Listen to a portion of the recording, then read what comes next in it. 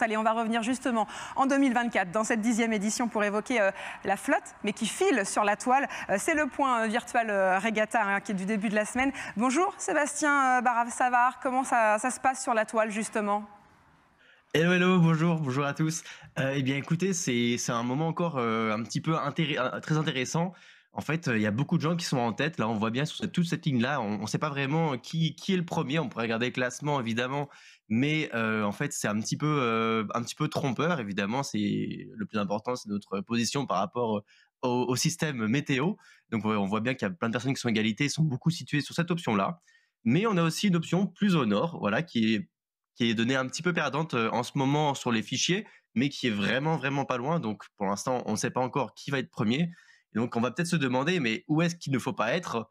Il ne faut pas être en fait légèrement en arrière. Alors souvent, j'ai tendance à vous dire: «Ce n'est pas grave» et ben là pour le coup, c'est un peu plus grave malheureusement, enfin en tout cas pour l'instant, parce qu'en fait on touche un vent qui a une direction totalement différente et beaucoup plus fort, qui bride notre bateau. Et par exemple, vous voyez, même si je suis ici, assez proche finalement de la flotte de tête, eh bien, j'ai quand même 5 nœuds de moins que la flotte de tête.